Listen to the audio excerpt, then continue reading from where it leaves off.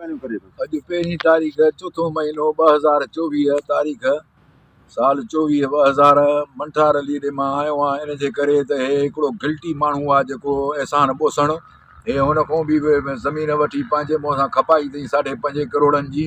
ऐं जे खातो वातो न ॾिनो त मांसि न वरी मूंखे पैसा ॾिना अथई। अॼु खां वठी पोइ जेकॾहिं मंठारली ॾींहुं को माण्हू ईंदो, मंठारली जेकॾहिं हो माना तुंहिंजो चवंदो त असां उनखे खातो ॾींदासीं, बाक़ी हिन गिल्टी माण्हूअ खे न ॾींदासीं असां।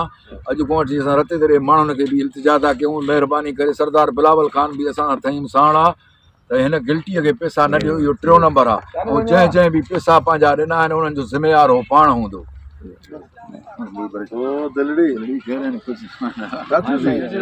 जलण आया आहियूं बि इहो चई मठा जलण आया आहियूं असां त असांजो प्लाट कंहिंखे बि न ॾे, भले बोसण न अचे खणी केरु बि अचे, जेसिताईं असां भई कहिड़ा तोखे न चऊं। सही आहे। ऐं मंठारलीअ खे असां झलण बि आया आहियूं, इन जे करे त महिरबानी करे हिन गिल्टी माण्हूअ खे हिते न घुराए, न वरी हिनखे छॾे। ऐं हिन अहसान बोसण खे, ऐं जेकॾहिं अहसान बोसण कंहिंखे बि पंहिंजा प्लाट ॾिना उन्हनि जो ज़िम्मेवार हो पाण हूंदो।